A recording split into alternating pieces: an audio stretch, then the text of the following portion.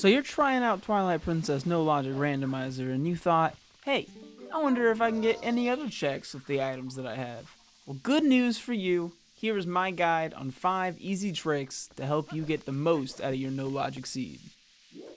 We're going to jump right into this with the easiest trick there is. Map glitch. Map glitch is performed by pressing Z and D-pad right at the exact same time. And the trick here is that before we press those buttons, we're going to unplug our controller. By holding the buttons down as we plug the controller back in, it will register both buttons at the same time. This allows us to pull up the map and warp away, but cancel the actual warping away by talking to Midna. This is going to put us in a state with no loading zones, allowing us to walk freely through the mist. Normally we would need the lantern to go through here.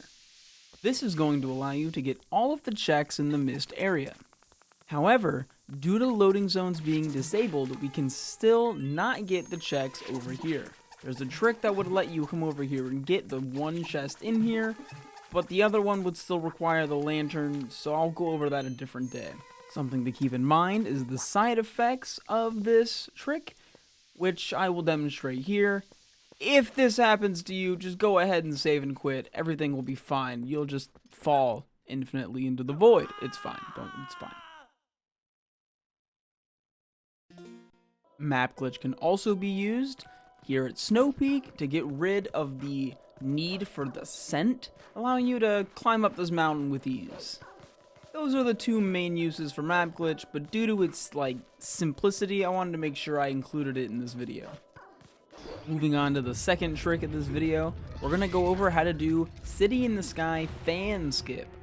Fan skip refers to the giant fan in the middle of the main room in City in the Sky that if you walk into the room normally will be running, keeping you from getting to the second half of the temple. You're supposed to do a bunch of stuff to get there, but the way they dealt with this is really strange. Right in front of the door entering the main room, there's going to be a small cutscene trigger on the floor, right in front of the door, but we can actually open up this door from far enough away to where we don't run this cutscene. We're going to walk right into the room and the fan will never even turn on. This will allow us to go straight into the upper floor, as normally you're going to need at least the spinner to open up both left and right sides to move forward in the City in the Sky.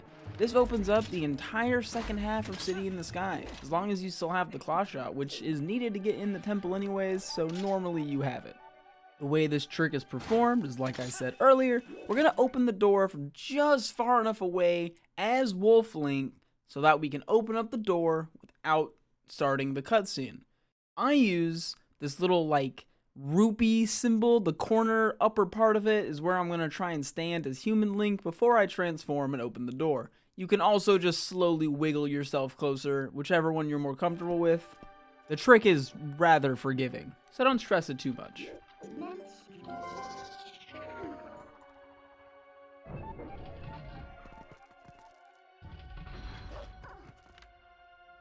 Moving on to trick number 3, we're going to do reverse Arbiter's grounds. This is by far the hardest trick I'm going to show today, but it opens up a lot of stuff that you normally can't get to if you don't have the right items. One quick caveat, you're going to need to have all warps turned on to get here. It's something that I normally use when I'm doing randos, as it allows you to go to a couple places that you normally can't get to. This is going to let us enter Star-Lord from the other side. Another quick note, you need to be Human Link. If you walk into the room as Wolf Link, it just won't let you fight Star-Lord. It's really weird. But once you're in the room as Human Link and you start the cutscene, it's faster to die as Wolf Link than as Human Link. So we're going to transform into Wolf Link and just let him smack us around, smack us silly until we die. As this is going to let us get into the temple without going through the front door, back door entrance. Entering Arbiter's grounds normally requires the lantern and a small key, as those are both right before you even get to the first room with all the codes. Going through backwards is still going to require a couple items, as we need at least a sword and bombs, but sometimes you have some and not the other, and this is going to let you get a lot of checks in Arbiter's grounds, so it's really worth learning. But again, hardest trick that I'm going to go over in this video. Now that we're dead, we can do anything.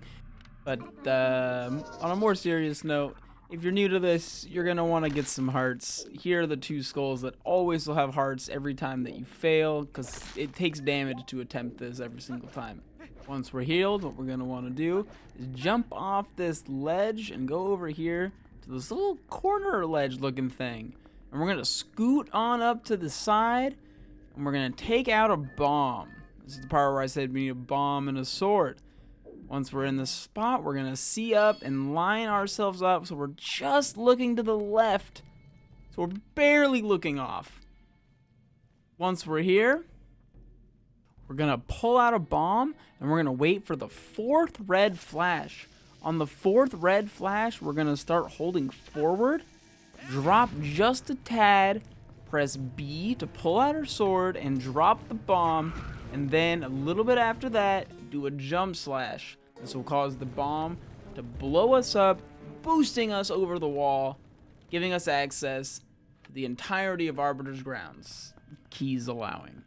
Once over here, here's a little trick on how to go backwards just a tad more, because that's what Arbiter's grounds is all about.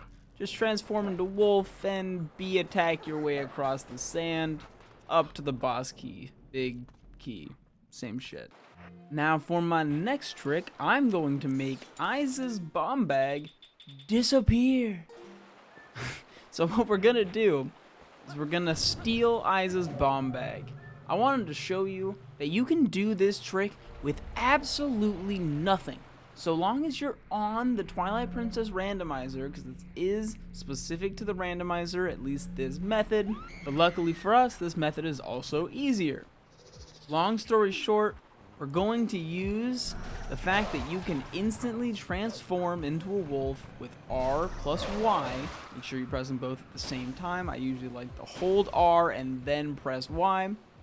We're going to kill the shadow beast that we normally are supposed to fight with sword, and then she's going to invite us into her home as a wolf, which there we normally won't even be able to do anything because we're wolf and it thinks we can't, do anything as wolf. But in the randomizer, it's gonna let us just warp right out, and we'll be able to keep the bomb bag. This is super useful as it allows us to go into the Lake Hylia cave, the Gorge cave. There's so many caves in the randomizer. There's so many useful things that you can get with bombs. Having access to these without any other items is so impactful. It's probably the most important thing that you could learn for Twilight Princess Randomizer. Luckily for us, it's also one of the easiest. Like the last trick, there are a couple of things you need to keep in mind that I want to make sure I go over real quick. Thing number 1, the Lent bomb bag is different than a regular bomb bag. If you ever save and quit, you're going to lose the bomb bag. Thing number 2, if you ever die, you're gonna lose the bomb bag. And thing number 3 is if you ever warp back to Upper Zora River, go back to where she's at, she's gonna yell at you and be like, hey, get back inside, you're supposed to be helping me, what's going on over here? And that's lame. So make sure when you're warping, you warp somewhere else, and don't go back there until you're actually ready to finish the minigame. And now you're ready for trick number 5, the cornerstone Twilight Princess speed, tricks, glitches, hackaroos, all of it. Granddaddy, boomerang, long jump attacks, usually is referred to as LJAs. As you see, when I throw the boomerang and I do a little hop, a little jump attack, I don't go that far. But now, I want to explain how LJAs work on a fundamental level so that you can use them the way I think they're best to be used in the randomizer. I'm not going to go over how to do any specific, I'm not going to be like, oh, here's the LJA setup for this. No. I just kind of want to show you here's how LJAs work with the boomerang and the sword. That's all you need for these, and it's so much fun making up your own crazy boomerang LJA setups anywhere in the world, because they just all follow the same core principles. The core principles of the long jump attack with the boomerang, and this actually works with enemies and technically NPCs as well. What we're going to do is we're going to throw the boomerang, make sure we don't press any other buttons except for the B button once. This will pull out our sword, but still have us being targeted to the boomerang. The boomerang's position is what determines whether or not we get a long jump attack or not. If it is out of bounds or at a higher elevation from us, we're going to get a long jump attack. So long as we're reaching these conditions, we will get an LJA. What matters is where exactly the tornado actually is. If it's over a void or, out of bounds, so we can go like between two walls or like out a window, anything that puts it out of bounds is going to give us this property. Or if it's over a door, for example, it's another easy one that you can use. Anywhere where there's a door and you target above the door, usually this is done in temples, you'll get an LJA off of that, and that's super cool. You can make up so many cool little setups, and it's just so free and cool, and I love Twilight Princess randomizers. I love no logics. I really hope this is enough of an explanation of how LJAs work. I'm gonna do a couple of custom ones here, trick shots. And if you guys ever have any questions, please put them in the comments. I'm more than happy to go over how LJAs work, because there's just so much cool stuff you can do with these. So over here, this is one that I actually found on my own. There's, I'm sure other people had something similar, but when I first did this, it was just me, I wonder if this works, and it totally did. Normally, you're gonna need the upgraded Dominion rod to come over here, but let's pretend I don't have that. I just targeted up on this cliff, and then targeted up on this cliff over here again, and just bing bam boom. A couple of LJAs, and I'm over here getting this chest. And it's so fun getting creative with the type of LJAs that you can do to find weird ways to make it on up to these, these chests and stuff. There's so many little things like this, and people are finding new stuff in this game all the time. For rando, the speedrun hasn't changed in like 14 years. But that's not important. We're here to talk about the rando. If you like this video, please consider subscribing, hitting the bell, checking out the Twitch, the Discord. I'm more than willing to answer any questions anyone might have on the rando itself, any of the tricks, helping with, setting anything up. If you're looking to get into speedrunning, anything Twilight Princess related, honestly, please hit me up. I love this game. I love this community. It means a lot to me. I really hope this video helped you out. And yeah, that's it. Have a wonderful rest of your day. Peace out.